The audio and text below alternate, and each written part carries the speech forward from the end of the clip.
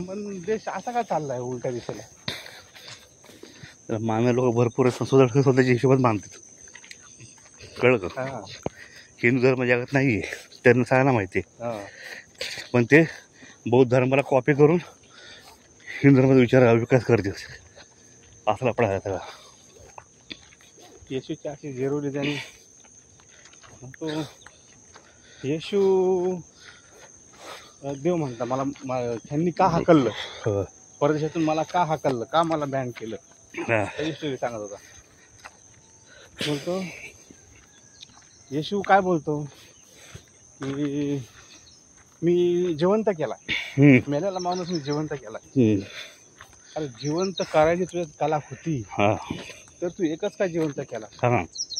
आणि केला तर केला स्वतःच कळाला. नाही, केला तर केला. तुझा मित्र तू जिवंत केला. हा. तुझ्या मित्राला त्याने भूकंप म्हणून बाहेर काढला ना, अच्छा. मग तुझा तो मित्र जिवंत केला. हा. आणि तो माणूस मरणाच्या दारातून मरणाच्या पलीकडून इकडे आलाय, त्याच्या जीवनात काहीच फरक नाही पडला. हा. तुझ्या एका आवाजावर ते बाहेर आला गोपीच्या. हा. दालमध्ये काहीतरी काढाय म्हणतो. हा. तू करायचा होता तर अनोखी माणूस जिवंत करायचा होताच. आणि तुझ्या ती कला आहे तर तू 4-5 माणसं तरी जिवंत करायचे होते. ह्याला मी चमत्कार नाही मानत, ह्याला मी भोंग मानतो. खरी गोष्ट. असं मी बोललो म्हणतो तिथं, तर माझ्या विरुद्ध गेले सगळे. हो. मी म्हणलं तुमचा जो व्हाईट हाऊस मधला जो पोप होता, हा. त्याला मी चॅलेंज केलं की तो माझ्याबरोबर चर्चेला येईल. आला नाही म्हणतो चर्चेला. तशी काही मला जा मला इथून ओळायचं का? हा चल ना. तेच लांबवलं आपण. नाही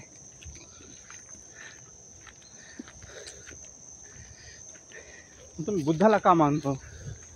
सेम गोष्ट बुद्धाबरोबर झाली. बुद्धांनी हा कुठली रे? पाऊस पाडा. अच्छा, त्या रोडला तूच रोड आहे? हा, तेच गाव आहे. आलो रे लांब आपण जाणू. भारी वाटतं रे. चिखल हो, खरंच भारी वाटतो. गवत वा चिखल, फुल गावची फिलिंग आहे.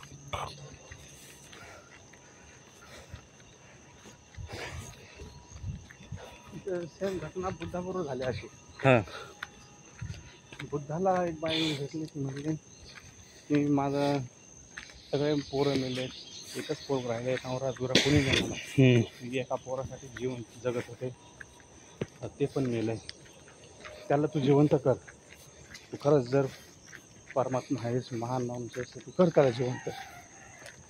त्यामुळे ठीक आहे, मी करतो जीवन. तू अशा घरी जा, गावातल्या एका तरी घरात जा. त्यांना ज्या घरामध्ये कोणी मेलं नसेल त्या घरातून मला तीळ आणून दे. तीळ नाही, सरसो, मोहरी. मोहरी हा, ते आणून दे. मी जिवंत करतो. कोणी कोणाकडेच नाही तसं, सगळ्या घरामध्ये मेलेली. मग तिला कळतं की मरण हे अटल आहे. ती त्याची सगळ्यात चांगली भक्त होती. ह्याला मी देव म्हणतो. त्यांनी परिवर्तन केलं. बुद्धांनी ना मेलेला माणूस जिवंत करणं हे लोकांना त्यांच्या गोष्टी उदाहरणासकट समजून सांगितल्या. म्हणून ते बुद्धाची गोष्टी माझ्या डोक्यात पडल्या.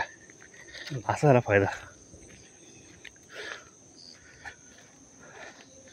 आणि तुला माहिती का, जगातला पहिला MBA वाला माणूस बुद्ध होता.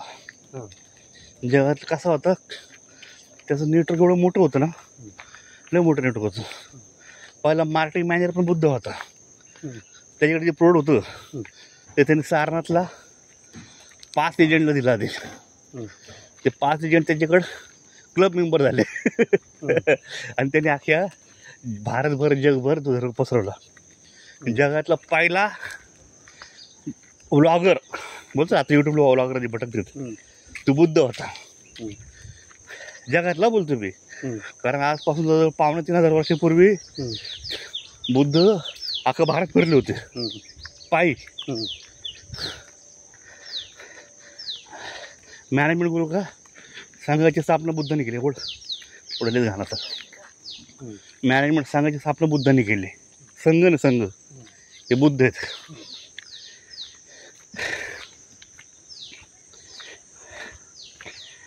आणि बाबाच मला दुसरा बुद्ध म्हणतात.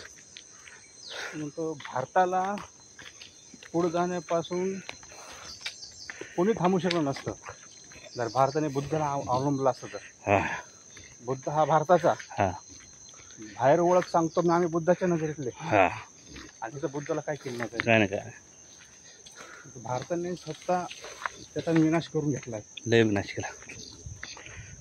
त्याची न्यूजवाला सांगत ना, न्यूजवाला सांगत होता म्हणजे भारताला स्वतःच्या पायावर उभा राहायचं आहे, कारण भारताच्या फेवरमध्ये कोणच नाही, कारण भारत हिंदू राष्ट्र आहे बरं का. तर भारत वन शोच आहे आणि भारतीय कोणी येणार पण नाही. तो पडीबीड करता पाकिस्तानाशी. पाकिस्तान म्हणतो वो तो आपने आपका हाथ से क्या बोलते आपका देश थोड़ी हिंदू था पहले कभी, वो तो बुद्धिस्ट कंट्री था, या फिर आप मुस्लिम कंट्री भी हो सकते हो. आपके पास उतनी पॉपुलेशन है लेकिन आपको हिंदू पकड़ के चलना है, इसलिए अकेले पड़े हो अभी. खरं गोष्ट ती नीट झाल्या. रशिया पण आता राहिलं नाही आपल्या, हां रशिया पण नाही राहिलं एवढा. ना रशियाचं पाकिस्तान फेवर गेला. अरे हे ख्रिश्चन वगैरे असतात हे काही नसतात आपले. जसं अमेरिका आहे ना, रशिया आपल्या फेवरमध्ये काय होतं माहिती का, अमेरिका आपला शत्रू होता म्हणून रशिया शत्रूचा शत्रू आपला मित्र, या पॉलिसीनुसार यायचा, कळलं का. नाही तुला वाटतं रशियाला धडे होता बा. रशिया झाला, इस्रायल झाला. बोलला ना त्यावेळेला मीटिंगमध्ये, हां तुला भारताला आमच्याकडनं तेल खरेदी करणंच आहे. हां तेल खरेदी नाही करणार तर तेव्हा तिकडनं अमेरिकेकडनं कसं करू शकतो खरेदी, हां त्याला आमच्याकडनंच करणं आहे. हो फायदा म्हणून तुम्ही करताय, पण त्याचा फायदा देशाला नाही होता. नाही नाही आज नाही आंबायला होतं, त्याचा फायदा त्या दोघांनाच होतो. कुठं आपल्या पोटले भाव कमी झालेत. हां इथेनला अर्धा टक्का मिक्स करतायत. अरे तुम्ही असं पिता मुले गडकरीने बघितलं का ते, हा ना, काय बा बोल बच्चन द्यायचा तू. इथेनॉल मिक्स झालं का पेट्रोलचा रेट 66 रुपये होईल. अरे भाडव्या तू सांग ना, ते पोराच्या कंपन्यात भरून 2-2 पोरांच्या. हे लोकांना पिता मुलं गेले ते. फडणवीसच्या भावाची इथं कंस्ट्रक्शन चालू आहे. हा काय बोलतो. हां त्याने घेतला विकत, त्याला रजिस्ट्रेशनला फडणवीसचा भाऊचं नाव, त्याचा फोटो लावलाय रजिस्ट्रेशनच्या कॉपीवर. सर हेच लोक चालू आहे. सगळ्यांनी कब्जा केलाय. ते पुण्याचं कॉलेजचं प्रकरण घडलं हां त्यात तू एक बोट आहे. हां एक बोट आहे कोण, 2003च्या दंगलीचा मास्टर माइंड भीमा कोरेगावचा, हां त्याचा मालक. ते भिड्यावर पासून तू त्यांच्याकडनं काय अपेक्षा करणार सांग बरं आपण. नाही अपेक्षा नाही. त्यांच्याकडनं आपण काय अपेक्षा ठेवायची ना काय. हां ते भारतापासून लंडनपर्यंत आपल्याला जातीभेद करतात. तुला वाटलं बाबासाहेब जातीभेद ना लंडनला पण तेव्हा पण झाला होता, आणि आता होतं ते इंजिनियर गेला होता तिथं अमेरिकेमध्ये इंडियाचा, तिकडे तर सिनियर तो इंडियाचा होता. त्याच्या घरी गेला हा ज्युनियर, तर त्याने त्याला घरात घ्यायच्या आधी विचारलं तुझं आडनाव काय, त्याने सांगितलं. त्याला कळलं हा खालच्या हातीचा आहे. त्याला येऊन नाही दिले आतमध्ये घरात. का नाही म्हणतोय तुम्हाला लायकी नाही घेतात, तुच्छ लोक आहे तुम लोक, साऊथचा माणसाचं. मग त्यांनी ते यूट्यूबला सांगितलं. म्हणतं अरे त्या अमेरिकेमध्ये पण हे लोकांची अशी वागणूक आहे. त्याने देश सोडला पण जा सोडले नाही. सोडणार नाही त्या गोष्टी, त्यांच्या नादीला लागायचं. आपण जसं आपण त्यांना निग्लेक्ट करायचं. देश सोडला पण जा सोडत नाही लोक. तो कल्याणचा एक माणूस त्या शेटच्या गाडी ड्रायव्हर आहे, हां सरदार आहे. हां त्याच्या सरदारच्या घरामध्ये बाबासाहेबाचा मोठा फोटो आहे. हां तर बोलतो मी ते बघून चकित झालं की मला शेटला विचारणारच मी. त्याला शेट भेटला बोलतो गाडीमध्ये, एकटाच मूडमध्ये होता. हां मी शेटला विचारलं बरं शेट मला विचारायचं मला बऱ्याच दिवसापासून, तुमच्या घरात बाबासाहेबांचा फोटो कसा काय. हां तर बाबासाहेब आमचा देव आहे. मी हादरलोच तिथे असं बोललं तर कसं काय. तो माझ्या बापाचे PFचे पैसे अडकले होते. तर बोलतो ते PFचे पैसे भेटतच नव्हते. आमच्याकडे खायचे वांदे होते. आणि रिटायर झाला तर बापा आणि बापाकडे तेवढेच पैसे शिल्लक. हां मग आमची उपासमारीची वेळ आले आणि फंडाचे पैसे भेटणार मग बाप म्हणतो माझा आंबेडकरांना भेटतो. अच्छा. आंबेडकरांना सांगितलं की आमचे ते पैसे काढून द्या तुम्ही, तुम्हाला काय असेल ते देतो. आंबेडकरांनी 1 रुपया घेतला नाही.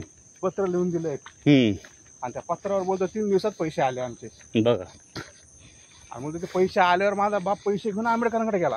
म्हणतो साहेब तुम्हाला काय पाहिजे ते घ्या, तुमच्यामुळे भेटलंय. आंबेडकरांनी सांगितलं मला यातला 1 रुपया नको, हे याला तू इन्व्हेस्ट कर. मग मला मी काय करू? मला तू याची जमीन घे, जमिनीत पैसा लावतो, तुझ्या पोरा बाळाला घे. त्यांनी ते मोबाईल शॉप नाही का तो लय चालतं कल्याणचं कुठलं नमस्कार, ते त्या साईडची जमीन सगळी त्यांनी विकत घेतली. त्या टायमाला घेतलेली ती जमीन बाबासाहेबांच्या सांगण्यावर. अच्छा. तेव्हा लूट शाळेत होते ना. हा, त्या ती सगळी जमीन ती सरदारची. त्याचा तो ड्रायव्हर. मग तो हे बाबासाहेबांचे उपकार आहेत आम्ही विसरणार नाही. बाबासाहेबांनी सांगितलं होतं त्या टायमाला जमीन घे, आज आम्हाला फायदेत आलं.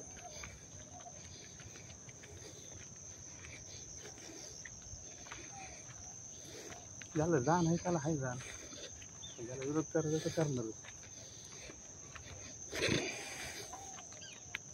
आता का नवीन खर्च आले यांचं बिनरावचं. आता कोणातरी नाव करायचंच आहे ना. हे नाव झोपायचं म्हणजे दुसऱ्याचं नाव कोणातरी मोठं करायचंच आहे. तो ह्यो बोलला ना तो वामन मेश्राम. अरे कोण आहे हो, हमने पहचान उसको. त्याला बेकार बोलतो. मतलब पत्र लिख रहा, आपको पता रहेगा? अरे हम पहचानते ही नहीं उसको, हमें पता नहीं कौन है वो. कोई रहेगा क्लर्क भी रहेगा. कितने क्लर्क के नाम रखेंगे आप ध्यान में? लड़ेजर बोलतो ते. तू डायरेक्ट बोलतो मला करा नाटक म्हणतोय, मला परवा देतो मी. त्याला कोणी हात लावत नाही पण बोलतो रे. हा पटत नाही त्याचं. नाही पण त्याच्यावर कोणी केस करत नाही. पण आपला आहे त्यावर कोणी केस नाही करत. कारण जर तू खोटं बोलत असता तर केस केली असतील लोकांनी.